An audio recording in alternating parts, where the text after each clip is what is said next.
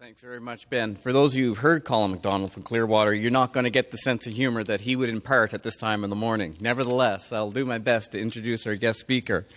Thanks very much to Peter Kohler as well. I mean, as you were saying, to put on this event, to see this many people dedicated to the city building exercise from both the private and public sector side could only happen by a sponsorship like yours. So thanks very much.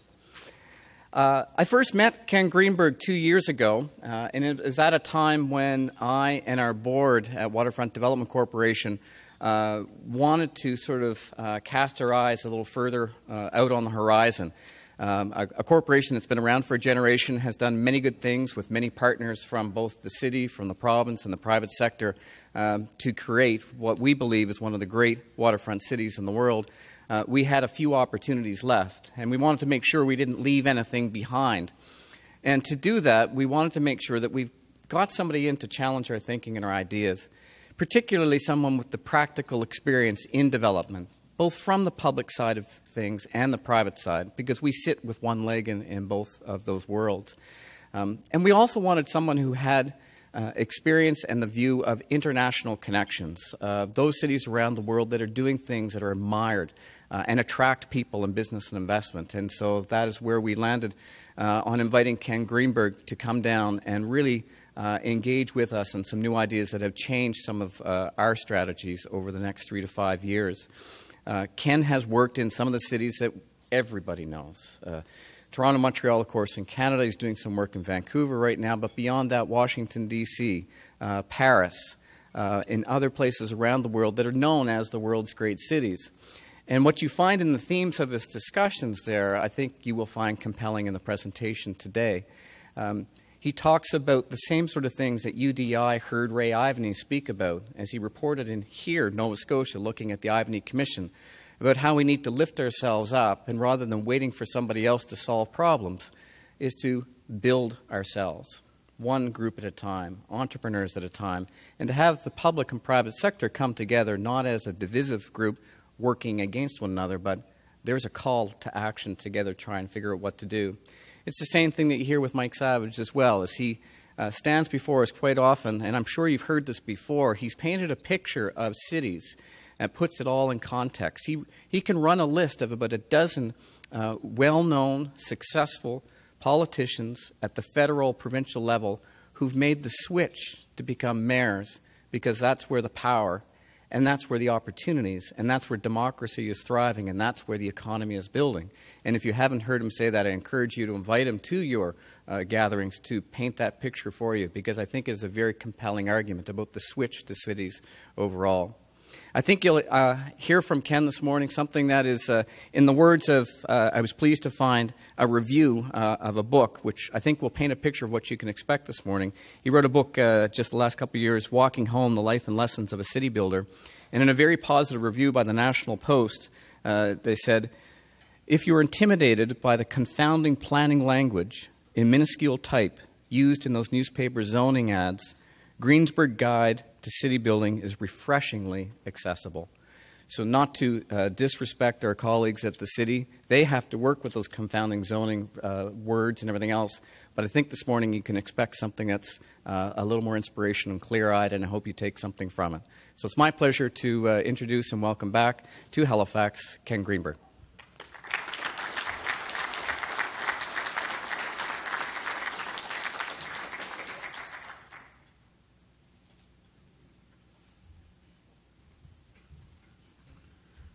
Thank you very much, Colin, for the kind introduction and for a lovely dinner last evening.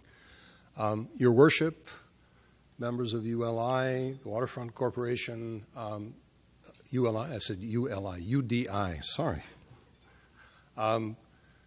It really is a pleasure to come back to Halifax from time to time and see all the progress that you're making, and to catch up on various things and share some ideas with colleagues. And what I wanted to talk to you about this morning is an extraordinary enterprise, which is the business that all of us in this room are in one way or another, on the private side or on the public side of the equation, which is the transformation of cities. This is, if you haven't noticed, this is the era of cities. Cities are experiencing an extraordinary revival. The interest in cities in all the decades that I've been practicing has never been higher. The level of interest both in political circles but also in civil society and the business world is quite extraordinary. And like all transformations, it's exciting, it's engaging, it can also be disruptive, but it behooves us all to sort of understand this moment that we're living through, what's going on, what's driving it. So I wanted to talk to you this morning about that and try and put it in some kind of context. Essentially, from the end of World War II to probably the end of the 20th century, we went through an unbelievable transformation of the urban world, and we basically remade urban geography on this continent and beyond. And a lot of that had to do with the embrace of the automobile as the primary means of transportation, with the separation of land uses for my planning colleagues who will be very familiar with that, and a whole pattern of life which caused us to be in a situation where 2/3 of the population of North America roughly lives in auto-dependent suburbs at the moment.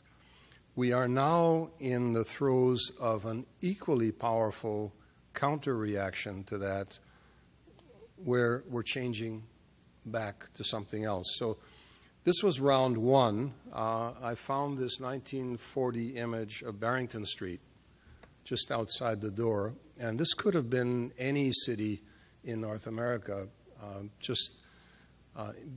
in the period leading up to World War II, where we had all the things we like to talk about now. We had lively streets, we had strong retail on our main streets, we had public transit, which you see there. This was the focus of downtown life. On the right-hand side, you see an event which was an extraordinary game changer, which was the 1939 World's Fair in Flushing Meadows in New York. And the pavilion, Your World of Tomorrow, was really pointing the way to this new way of living. General Motors was very involved in this World's Fair, but what General Motors was selling was not so much automobiles, but an entire package which had to do with the restructuring of cities. And so people walked around this panorama, this model, which looks, this was 1939, but it looks so much like the suburban world that we created on the edges of all our cities and to which so much of our population has moved.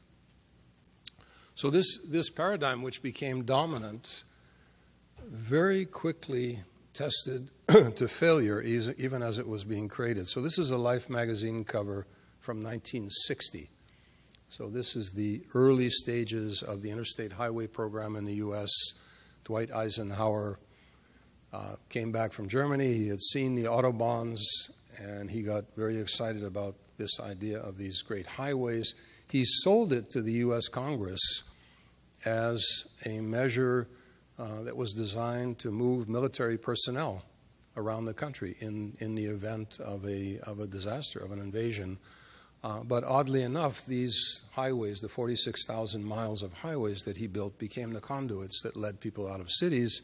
And as quickly as they were built, they filled up with traffic. And so we were experiencing levels of congestion, which, of course, not so much in Halifax, but in big cities. In Toronto now, we have one of the highest commute times on the continent. And the Board of Trade estimated as early as 2001 a $6 billion annual drag on the local economy because of that. We also created a situation with CO2 emissions as a result of this, which has come to plague us. And this was not truly understood. We certainly weren't talking about climate change in the early days. But then we have an additional issue that people hadn't predicted, which is a public health crisis. caused by people, especially young kids, who are spending so much time either sitting in front of their screens or being driven from place to place. So we're seeing levels of diabetes, hypertension, even heart disease and obesity among children that we had never seen. So it's fascinating that medical officers of public health are now very much involved in the planning discussion, urging people to get back to a more active lifestyle, particularly for kids. And then, of course, there's the energy question. And despite fracking, despite the fact that we're in a temporary lull in oil prices, what we will not have is the endless supply of extremely cheap energy that people imagined back in that post-war period. So to put that in context, in 1950 in the U.S., a gallon of gas, 4 liters, cost 18 cents. And that was what people thought would be the norm. And so everything was constructed around that. It's interesting, having looked at window production, people were doing single-glazed windows and thought nothing of it. The whole idea of insulating houses was something that you didn't need to bother with, because you could just turn the furnace on full tilt and you would be fine. And the same applied to all other aspects of life.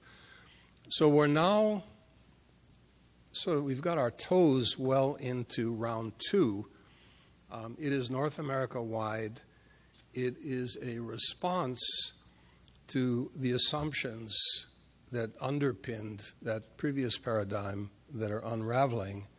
And this is the change environment that we are all living through, those of us who are in the business of making and creating cities. And this, Colin, thanks for the pitch. This is the book where I write about experiences in a whole bunch of cities dealing with both the theory and the practice around this.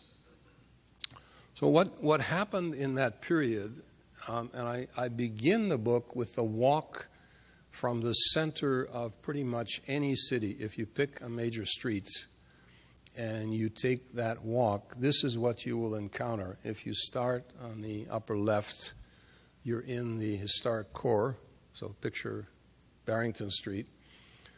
What you have is buildings that were built prior to the automobile, relatively narrow frontages, lots of doors on the sidewalk, storefronts. You have buildings that lend themselves to mixed use. People are living or working above shops. You have a kind of urban fabric that very easily transforms itself to suit 21st century life, all the things that people are looking for today. As you continue that walk, what happens is the roads get wider, the buildings get set back from the curb. You end up with these little plazas with the parking occupying the frontage. And as you continue further and further on that walk, you eventually end up in an environment where people are simply not meant to walk, where it is hostile to pedestrians. And eventually you get to the power centers, the big boxes, and the large parking lots where everything is separated, where you, even if you have housing that's near the mall, you wouldn't walk there because the environment just doesn't lend itself to do that. So here's what's happened. The post-war American dream, which you see depicted in that image on the left, has really lost its appeal, lost its luster for a younger generation. And there's now a very compelling new dream that has emerged, which I simplify by saying for a younger cohort, you get bragging rights if you live in a place where you can walk to buy your groceries. So this is a total change, where you can take a bicycle, where you can take transit, where you have everything close to home. So this is why ULI was on my mind, so I apologize for the slip. Your colleagues at ULI in 2013 published a report for their members, and what they were basically doing is alerting them to the fact that their market had changed, that the interest now among consumers of their product was for compact, mixed-use communities with reliable, convenient transit. And if you look on the bottom, urban tribes, what you see is as you move from baby boomers to Gen X to Gen Y, with each succeeding level in the demographic change, the percentage of that age cohort that is seeking these qualities is continuing to grow. This is a couple of interesting diagrams from The Economist. This was also back in 2013. On the left is a phenomenon called demotorization, where car use actually peaked and then started to decline in most of the developed world, the number of kilometers traveled on an annual basis going down. But even more fascinating on the right is the propensity of people to have driver's licenses. So you have two snapshots, 1983 in the light blue and 2010 in the dark blue, going from age 16 to 70 plus. And you can see a marked difference. And here's a statistic. This was, I think it may be even more significant today. At that point in North America, from age 16 to age 34, 26% of that age cohort did not have driver's licenses and had no intention of getting them. This is, for people of my generation, this is an unbelievable change. The rite of passage, when you turned 16, as quickly as you could, you went and got your driver's license, because that meant freedom. That meant that you had truly come of age. So for this generation, when you say mobility, it really is not about wheels, it's about this. It's about what you are carrying around in your pocket. That's how you connect with the world. And so things like there's an app which I would encourage you to look at. It's called Walk Score, and what you see when you punch in Walk Score, any address in a major city, is a little map like that. And if you're trying to decide where to live, where to rent or buy an apartment, or where to start a business, you can see everything that you can get to within a 5-minute walk or a 10-minute walk of that destination. This happens to be downtown Vancouver. So this is transformative. This combination of a response to demographic change, to economics, to environment, all coming at once, is truly transformative. And given these phenomena that are in the background, these foundational changes, what's happening is that there are shifting plates. This is causing cities to alter, to modify. Some of it is internal to cities, some of it is externalities. Every city has its own story. They're all unique. There's not a cookie-cutter version of this, but there are some things that are common nonetheless. So I kind of summarize this paradigm shift in this diagram. And the main point is that it's not about one of these things. They're all connected, and every one influences every other one. So, behind the scenes, the enablers of this are governance, obviously, leadership on the public and private sides, and access to resources. So one of the things that's happening is a move to much greater mix and diversity.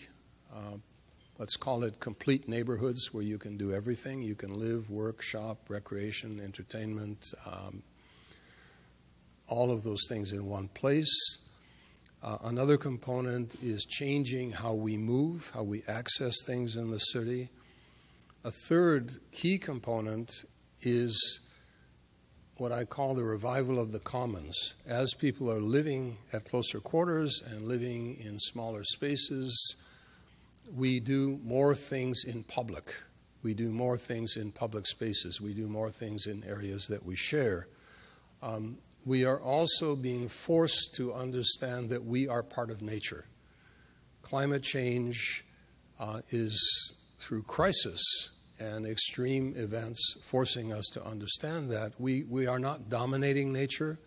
We are part of nature, and we have to pay attention to that, which has profound consequences. And all of this combines to guide and to influence transformations that are going on in our cities. So on the embrace of mix and diversity, here are a couple of examples. This is a project I worked on in Cambridge, Mass, for a really successful life science developer who he was actually went to MIT. He was the youngest city councilor ever in Cambridge, Mass. And then he went into the business of being a property manager for life science companies that were clustering around MIT.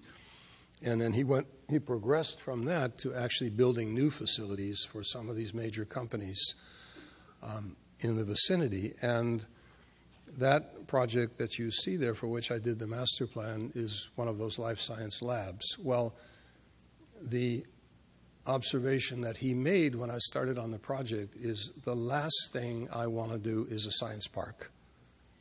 None of these top-level scientists that these companies are trying to recruit want to be in an isolated area only with uses like themselves. So on this site, we have a mix of labs, we have housing, we have restaurants, we have shopping, we have small boat launching into the Charles River, we have a hotel, we have every conceivable use.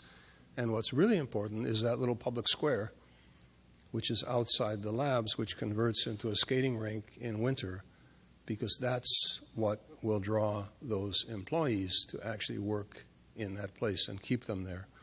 On the right is a street in Malmö in Sweden, and what's interesting is the vertical integration of those different uses in a single building. So you have a pedestrian street, you have shops on the ground floor, you have a floor of office above that, and then you have floors of housing above that. And this is now actually becoming fairly commonplace, that you have developers, and I work with quite a few of them, who were specialized in doing one use. They either did condos, they did rental housing, they did retail, they did office buildings really successfully, but they didn't do them all.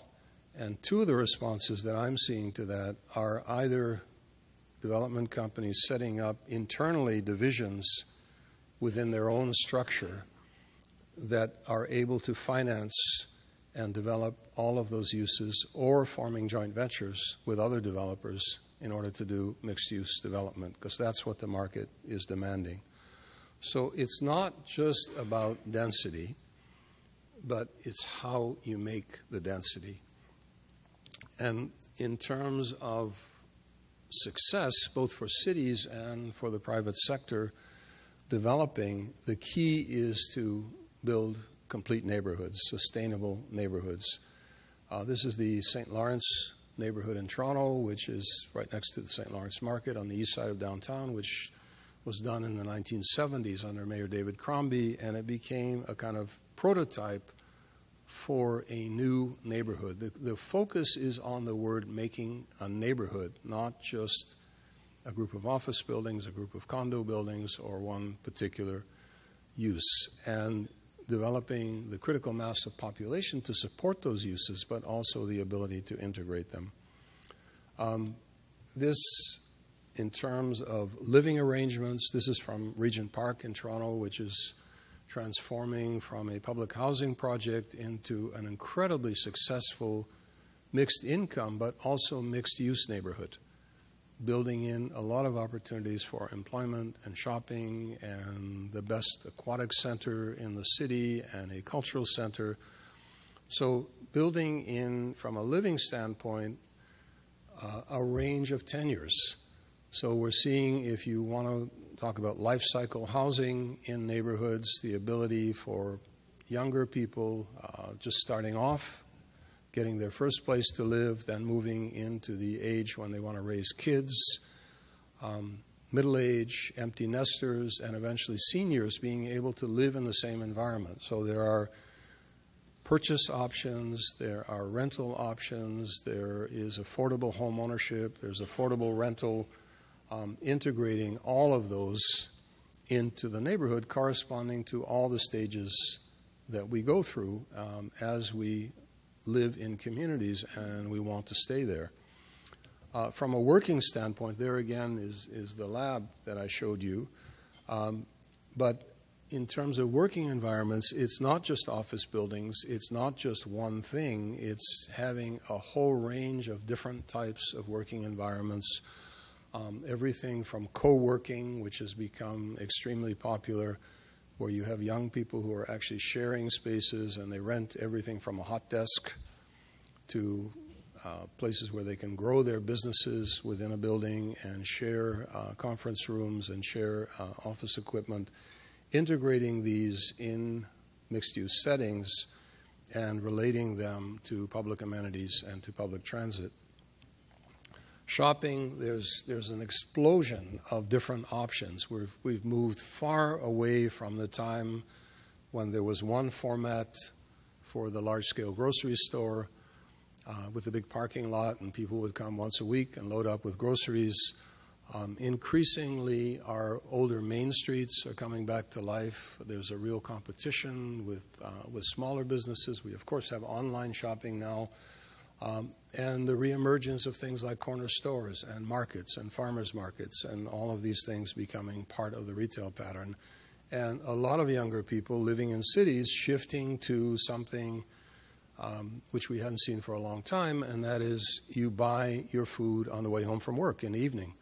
You're not stocking up a big fridge or a freezer. There's a whole new interest in cooking, in different ways of accessing food, in local agriculture, being part of the food chain.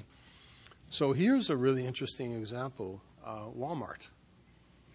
The typical Walmart, which you see on the top, which I think we're all familiar with, this gigantic big box with thousands of parking spaces. Given this new calculus of being in places where you can do more than one thing at a time and you can walk from one thing to another, Walmart has a new line that they're pursuing, which is Walmart is a shop on the ground floor of an apartment building. Who would have thought? So on the bottom, in a number of urban centers in the U.S., we're starting to see these small Walmarts appear integrated in mixed-use development. This is a project that I'm working on currently with the Daniels Corporation in Toronto, which is really a pioneer in doing this mixed-use development. It's called the City of the Arts. It's on Toronto Waterfront. And on this one site, we have a combination of office in blue, and they are actually moving their own headquarters into this building. We have rental housing, we have condominium housing, we have a college, George Brown College is moving one of its components onto the site. We have what's called the Artist Launchpad, where an organization called Artscape, and I think they've probably been here as well, is organizing shared studios for 1,000 artists on the site who will actually be accessing equipment and sharing it. We have a black box theater. We have the music industry with recording studios and so on the site. And, of course, we have a full ground floor of retail. And all of these people, the students, the professionals, are sharing public spaces on the site. They're all sharing and animating the retail. And we did an estimate just to understand what was going on here. During the day, there will be about almost 8,000 people working on this site in one way or another, and people sleeping on the site in the condos and the rental housing will be about a third of that population. So this is a real move to the kind of integration that I'm describing. This is another project working with some colleagues from Rotterdam and Toronto. We have just won an international competition for a new ferry terminal and park with access to Toronto Islands at the foot of Yonge Street and Bay Street. And as part of that integration, as you can see, the ferry terminal is on the right side of the image. The park actually wraps up and over the roof of the ferry terminal. So again, using space in a very different way, doing more than one thing in one place, combining things horizontally and vertically, which is really, if you think of the way we lead our lives now in this common expression of multitasking, it's really taking multitasking to the level of the city. It's not just what you do when you sit at your desk. It's being able to do many things in close proximity and to enjoy and profit from those things when they're contiguous. So all of that has to do with this radical change in the way we approach uses in the city. A second big component is changing how we move in the city. And as our cities are growing in population, and I notice that you are experiencing what we did. I'm told that there was an article in the news today that CMHC has pointed out that the amount of downtown housing has actually exceeded the amount of greenfields housing in this urban region as well. So the cities are getting crowded, these older cities. And you can see a typical scene at a Toronto street corner, people trying to ride bikes, they're on transit, they're walking on the sidewalks. And we have to readjust, reallocate how we use space in the rights-of-way in order to make all that work. So essentially, what we're doing is moving from scenes that look like this. This is Hamilton, just down the road from Toronto. And this is also Hamilton, and what you see on the bottom is James Street North. Now, James Street North, if you don't know Hamilton, was an older residential area on the wrong side of the tracks, kind of run down. It is the hottest new place in Halifax. This is where a lot of young people are going to set up business. There are a lot of artists, musicians, people who are seeking opportunities to start businesses. And what's really interesting is the rail, which was one of the reasons that made it the wrong side of the tracks, is now going to have all-day GO service, commuter rail service, at 15-minute headways. So suddenly this becomes an extremely desirable place to be, and this old neighborhood has become new again. It's become incredibly successful. So we have lots of possibilities here. Some of them are high-tech, some of them are low-tech, some of them are no-tech. Who would have imagined that the bicycle would reemerge as a major form of urban transportation in the 21st century? But it has. And it is in different forms, and there are over 100 cities in the world that have these various forms of bike share. But also just generally, it has become a serious form of transportation. And across Canada, for example, cities are introducing more and more separated bike lanes, and more people are availing themselves of this, even in our northern climate. We have, of course, a much greater use of various forms of sharing automobiles. So for the younger generation that does use cars, they increasingly feel no need to own them. So I just gave a keynote to the Canadian Automobile Association annual meeting, and when they called me to say they wanted me to come and deliver the keynote, I said, "Are you sure you've got the right person? I think you might have made a mistake." And they said, no, we want to understand how our business is changing. And what I pointed out to them is they will increasingly be selling their products not to individuals, but to fleets who operate these sharing businesses. In fact, we're entering a whole new era of a sharing economy. Fare integration, the Octopus card in Hong Kong, and increasingly similar things in other cities around the world, gets you onto every form of transportation. So with that card, it's a cash card that you can load up. You can take a train, you can take a ferry, you can take a subway, you can buy a newspaper, you can get a cup of coffee, and it's all one integrated system. And even more advanced, in Tokyo, where my son lives, you can do all that on your phone.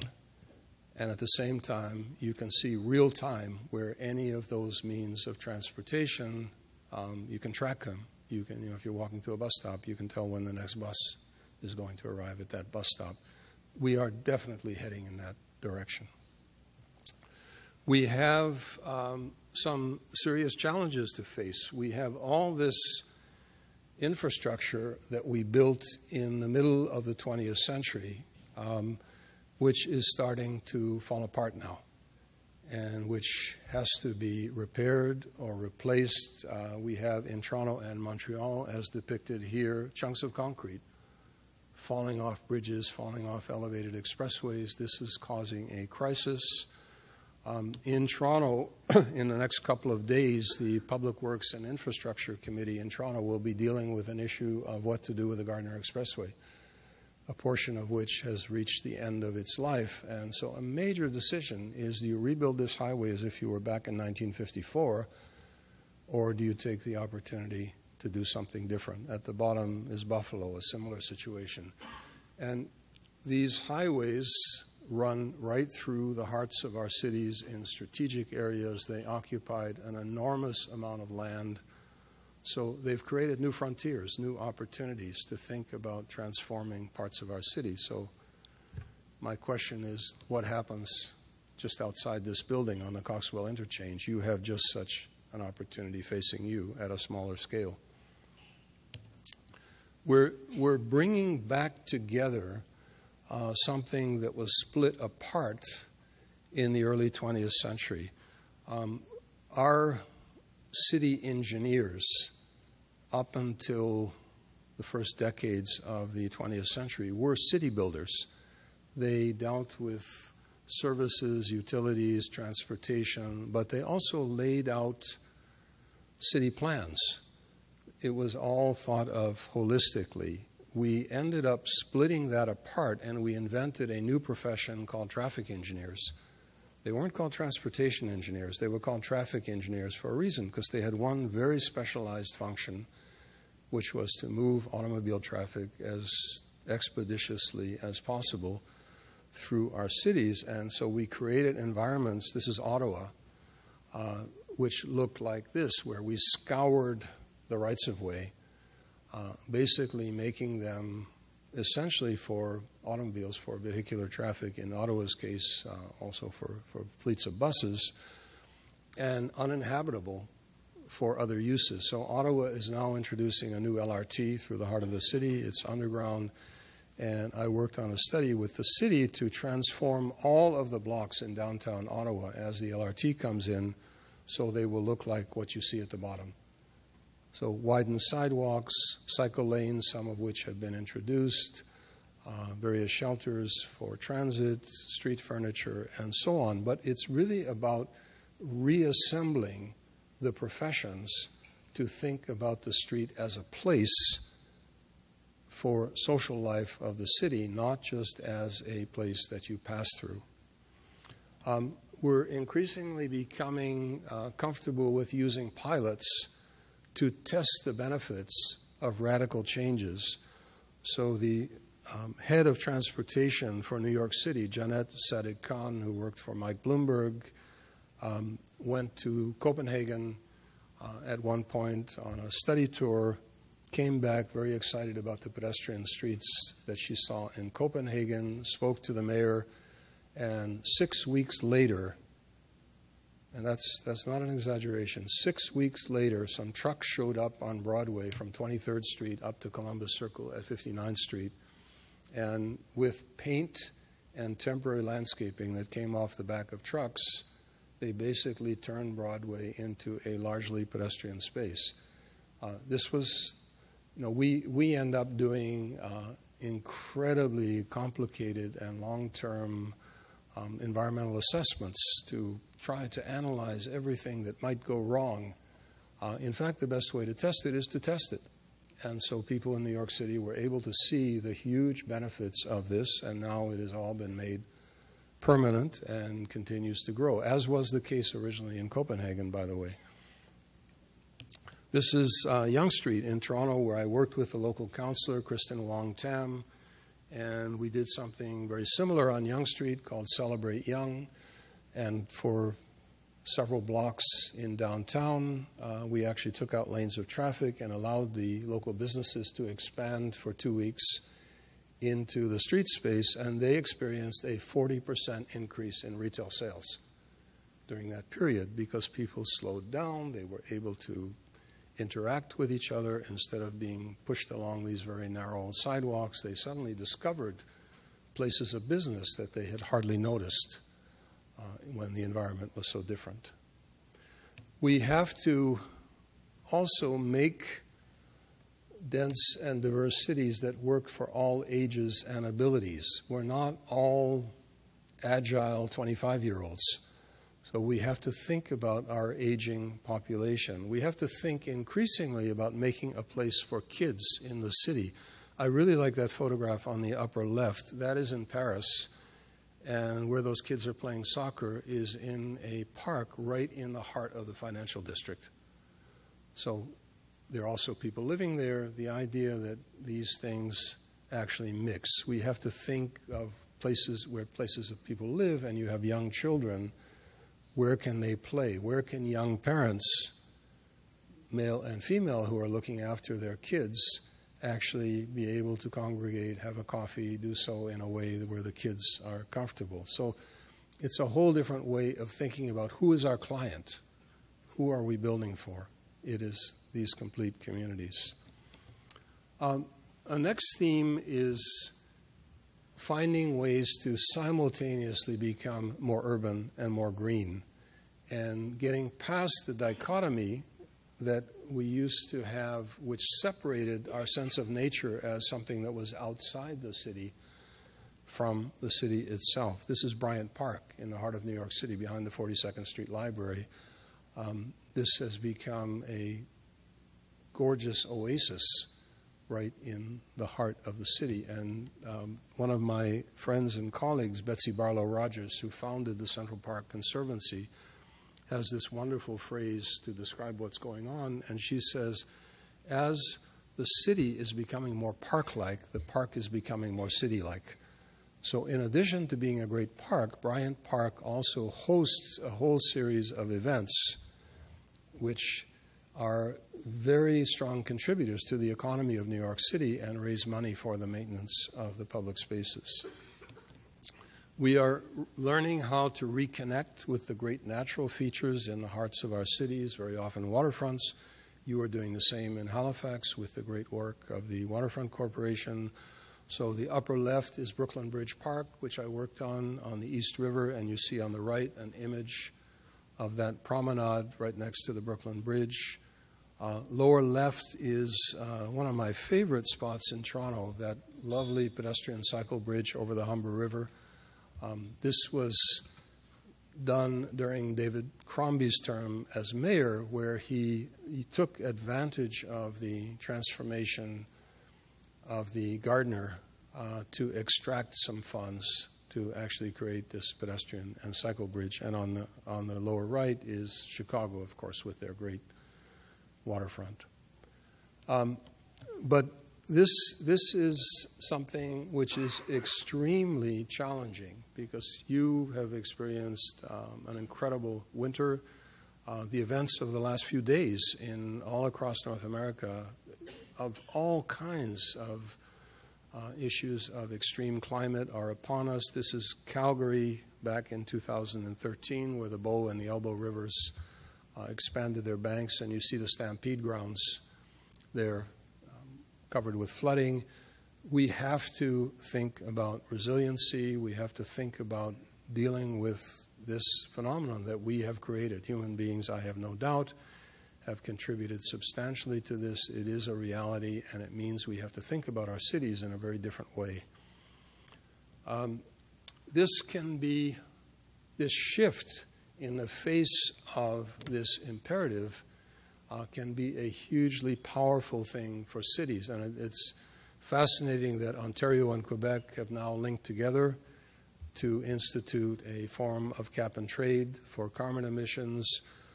BC has had an extremely successful carbon tax, and all the predictions that this would have a dire effect on the economy proved not to be true. In fact, the shift to a greener economy has been incredibly beneficial for BC. So I think more and more jurisdictions around the world are seeing the opportunity in making this shift. And clearly this requires a combination of government at different levels as well as the private sector in order to make this work. What we're learning is that the term sustainability, which we use, perhaps overuse, is not an overlay that you add to a project after you've done everything else. It's not only about the mechanical aspects of the project. It really is how we do everything. Every aspect that I've been talking about so far can contribute to that sustainability. And on the right, I like to talk from a land use standpoint about a sustainable DNA for a project, which every phase of every project, beyond a single building, obviously, should contain some element of shopping, of living, of working, public space, access to transit, and so on, as that part of that DNA. And on the left, you see a diagram from Hammarby in Stockholm, Hammarby Sojestad, which shows how everything from waste to energy extraction from all kinds of sources, from buildings, from transit vehicles, can all contribute to that larger picture of sustainability. It is also regional. We all, 80% of us in Canada, now over 80%, live in interconnected city regions that combine the pre-war cities and the post-war suburbs. And we can't simply deal with the cities, which in many ways is an easier problem. We have to take into account what happens in those post-war suburbs. A successful core, this of course is Toronto, and the surrounding region are mutually dependent. You can't have a successful core with a failing region. You can't have a successful region with a failing core. They have to work together. And so every city region is facing a really interesting decision as it grows, which is kind of depicted here in this plan from Saskatoon, where I did some work with the planning director, where you have this projected growth concept plan, and on the same plan, you have the two paradigms in evidence. So what you see in yellow are the areas on the edge of the city that had been assembled by large developers, or in some cases land speculators who were wanting to sell to developers, and you can see the beginnings of another highway ring that was going to connect those, all set up to deliver the old paradigm. But then in the brownish color, scattered throughout the city, are sites that the planning director had targeted for infill development, which would take advantage of the historic sunk investment in capital infrastructure. So it's both services and utilities, it's transit, it's schools, it's libraries, and all those things that the community had invested in. And so you can't just suddenly go cold turkey, much as you might like to, and say we're going to suddenly change the world and shift everything from one paradigm to another. There is so much inertia in the system, but you can gradually start to make the transition and to shift. And the market is partially doing this because of the demographic preferences that I was describing, start to make the shift to more sustainable places to direct that development. So what we're really doing is proceeding on two tracks at the same time.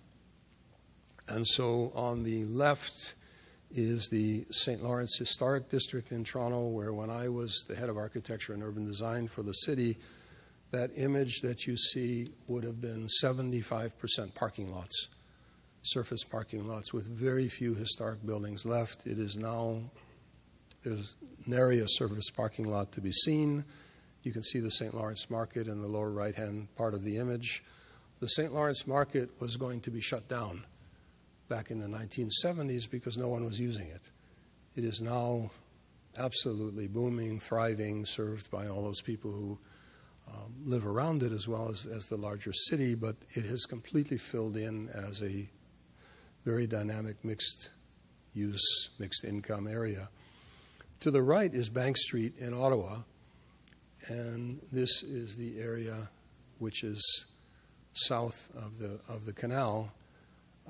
And I worked on a project there this was initiated by the city, the local councillors, and the neighborhoods, and the owners of property along a suburban arterial who were looking at the portion of Bank Street closer in to Parliament Hill, which had transformed so successfully, and they came to the conclusion, living in an environment which was basically strip malls and power centers, we want to do that too. So we developed a plan which would transform the artery itself, putting a greater emphasis on public transit, but also changing the zoning so that all those single-story buildings could be converted to multi-story mixed-use buildings, and people who lived in those surrounding neighborhoods would actually have something that they could walk to. So it's happening in the heart of the city. This is something in Toronto called the Kings, King Spadina and King Parliament. You see in the shaded tone 400 acres of former industrial warehouse lands on both sides of downtown. When Barbara Hall was mayor in the mid-90s, I worked with her, the chief planner, and Jane Jacobs, who was then alive, and a couple of developer colleagues. And we came up with a radically simple idea, which was based on something Jane had written back in 1961 in The Death and Life of Great American Cities, which was about moving from a land use-based type of regulatory framework to one which was simply based on design and urban form. And so we removed, or the mayor got the council to remove from those two areas all provisions in the zoning that had to do with land use. All land uses were permitted. The only thing that governed land use was various provincial regulations to do with toxicity or other forms of harmful use. And so these warehouse districts that had been preserved for employment, somehow people on council thought that if they kept these buildings from having residential, that in these multi-story flatted buildings, factories would come back. And of course that wasn't happening. The buildings were being torn down to make parking lots. Well, this strategy has liberated literally billions of dollars of investment just by that simple change to the zoning in these two areas as they have been repurposed. And this is my neighborhood. And you can see in the darker color all of these infill projects that have come in along with the renovation, restoration, revitalization of almost all the historic fabric, which makes a really interesting combination of older and newer uses. But what's most fascinating about this, and I don't expect you to be able to read that, on the far right, you see, this is about employment. So below the bar, you see the loss of the old manufacturing jobs at the far right. On all of those bars that are above the baseline to the left of the diagram show new forms of employment that have come in. And what has happened is there are more people working in King Spadina and King Parliament now than ever worked there when all these factories were operating. So this is all new economy uses that are completely compatible with people living and doing other things in this environment. So this is what this looks and feels like. You have young families living in this area. You have the older buildings, a mix of old and new. You have a transformation of the public spaces. This is a new project which is coming in on that same street that I showed you. This is called The Well. Three major developers you may be familiar with: Diamond Corp, which does residential development; RioCan, which has done traditionally retail development; and Allied Properties, which is a REIT, one of the major office developers in Toronto, have gotten together to do this project called The Well. They've taken the old Globe and Mail site, 7-acre site right at Wellington Front and Spadina, and they've broken the site down into 8 little pedestrian blocks with laneways, which you can see in blue, and some public spaces breaking up the block. And so by working together, all of those buildings contain all three uses. There is one major office building, but all the other buildings have retail on the lower levels, floors of office, and different forms of residential above. So there will be literally thousands of people living, thousands of people working on this site in a really intensive retail environment, and you can see a very strong relationship to the historic fabric and the way the buildings are scaled down. So that's where that project sits in the fabric of the city. But what goes along with that is that as this huge increase in population, and you can probably see the CN Tower and the Rogers Center, aka Sky Dome, City Place down below that, is this whole network of green spaces which is emerging to serve that population, which is a kind of chicken and egg. It both creates the market opportunity and it serves it. And so by investing in the public realm, the development community and the city are able to create the conditions that make it more and more attractive for people to live and work. So Halifax, you have some of the greatest public spaces in the country between the Citadel, Point Pleasant Park, the Public Garden, the Waterfront, and the possibility of linking these spaces, of tying them together, of creating those kind of green networks in the heart of the city just makes enormous sense for you. And I had the opportunity at one point to work on the parade ground, which is just behind us. I see there's still much to do, but this opportunity of linking from the Citadel down to the water and across the other way along Barrington and the other cross streets is still there before you. So in the suburbs, what we have is perhaps the biggest and most interesting redesign and redevelopment challenge of the next 50 years. How do we retrofit these places that were designed and developed around the automobile? This is a really interesting book by a colleague, Ellen Dunham-Jones, called Retrofitting Suburbia, which I would recommend to you. But what's fascinating is in the 905, which are all the surrounding suburban municipalities around Toronto, every single one of those 905 municipalities has one or more major urbanization projects underway, which are picking up all the characteristics that I've been describing. So what you see here on the right is the juncture of Richmond Hill in York Region and Markham, Richmond Hill being on the north side of that corridor and Markham being on the south side, creating urban centers where they're transforming power centers into dense mixed-use developments wired by an extension of the subway, by bus rapid transit, by light rail.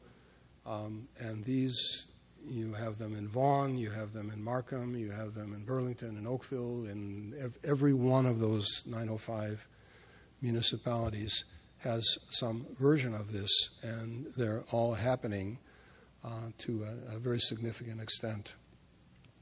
Mississauga is one that I worked on with then Mayor Hazel McCallion, and it's really interesting to see the transformation. When S.B. McLaughlin, famous local developer, developed Square One, which was a classic regional mall in the upper left, it was literally surrounded by farmers' fields on the edge of Toronto. In the suburban municipality, you look to the right and to the lower left and below, it is literally surrounded by tens of thousands of people living in multi-story buildings, significant high-rise buildings in some cases. And so what Mississauga is doing, and the same mayor, Hazel McCallion, who presided over all the suburban development, changed course radically and became a strong promoter of transit and of denser walkable development. And so the urban form concept for Mississauga shifted from an emphasis on relating to the highways and the vehicular arteries to relating to transit. And what they did essentially was to pre-zone, among other things, the Huron-Ontario corridor, Highway 10, which goes from the lake, from Port Credit up to Brampton, for mixed-use development, and to make the pitch for light rail transit that would run that corridor. Well, a few weeks ago, the province of Ontario announced that it would fund that entire light rail line. That was a gift to the new mayor, Bonnie Crombie, but it was really Hazel McCallion who laid the groundwork for that transformation. So this drawing, this was a plan called Downtown 21, which I worked on when Hazel was mayor, shows, you can see in yellow, square one, all the parking lots, the surface parking lots, are being converted into urban blocks. The parking is going into structure. Running north-south is the light rail. Running east-west horizontally across the diagram is bus rapid transit, both of which will serve this center. And that entire corridor is getting redeveloped. So this is an image of what that looks like. And tomorrow, actually, I'm speaking at a conference in Mississauga, which is about the integration of, it's called the Town and Gown Association, and Sheridan College has come into the heart of the center. And I was involved in the decision that Sheridan College made. This was a kind of typical example of the change, the transformation. They were poised to buy a site on one of the highways where they would have had relatively inexpensive land, surface parking for their students, and instead they chose to come right into the heart of the city center where they could share and make use of whatever parking. They didn't provide any parking of their own.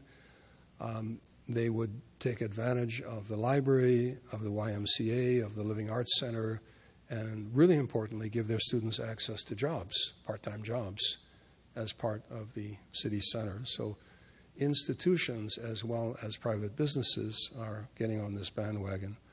So it's a matter of putting this together at the regional scale, the city center and the periphery. And in the province of Ontario, we have something kind of unique in that it is legislated. We actually have the province acting as regional planner, and they've come up with 3 linked plans. One is the Greater Toronto Area Greenbelt, which picks up the Oak Ridges Moraine and the escarpment surrounding the Golden Horseshoe. We also have the Growth Plan, which identifies nodes and centers, places to grow as it's sometimes called. And then we have the Big Move, which is the transit plan, which Metrolinx is developing, which is mostly about commuter rail and light rail, as well as fare integration and bringing bus lines into the picture. And we're now at a moment when these are merging into one regional plan that will guide growth and development throughout the region. And it's interesting in that I would argue that the take-up from the private sector is in fact even stronger than the provincial planning. You need the provincial planning as a foundation, and you need the investment in transit, obviously, to make it work. But the desire of the private sector, because they're following their customers' preferences, to be part of this is very strong. So we're getting back to what we did from 1949 to 1953 on Yonge Street, where at every one of the stops on the Yonge line, at Yonge and Bloor, at Yonge St. Clair, Yonge and Davisville, Yonge Eglinton, and so on, North York City Center became a virtual small city with 15 or 20,000 people living immediately at the stop.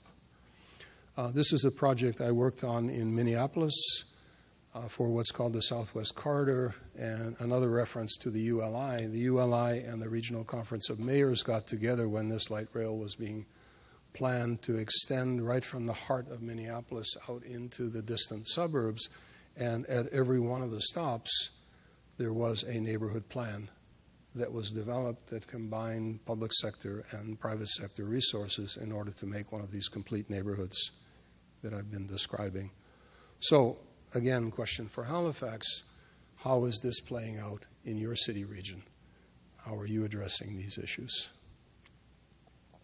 So all of this ultimately is about big change and how big change happens. And it's not happening only in one sphere. It's happening simultaneously in all these different spheres, upstream and downstream. So it involves individuals, companies, entrepreneurs, developers, planners, design professionals, community groups, politicians, civil servants, all in their own areas working on this. The spectrum ranges from early adapters and pioneers to people who resist, holdouts, people who are in denial, but the change will happen nonetheless. It requires some elements and groups that are small and agile, some are larger and slower, and eventually others pile on as the decisions accumulate.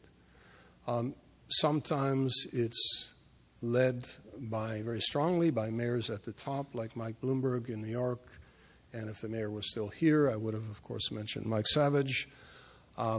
Mayors play an incredible role in articulating for the public what is going on, helping the public to understand this transformation.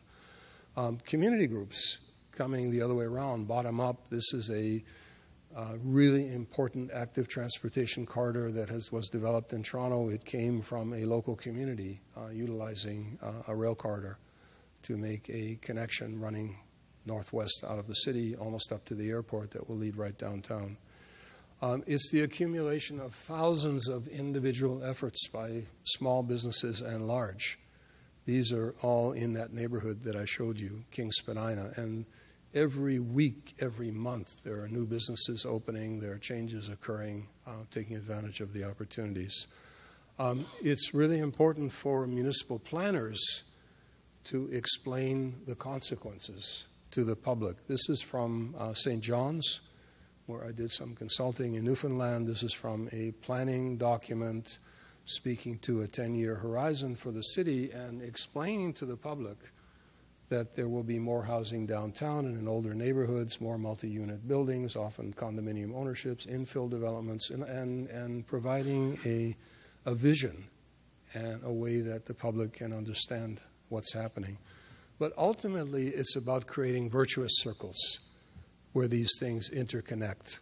So it's the economics, where you have, as a result, increases in jobs, property tax, business tax, generating dollars for improvements. This, in turn, can be applied to transportation and infrastructure, enabling and accelerating the modal shift, making those critical investments. This makes it more attractive for development, which creates those environments where you can do live, work, employment, retail, and so on. And finally, the improvements to the public realm, which are absolutely critical to serve these populations. All of the elements of this virtuous circle actually work together, and each reinforces the others.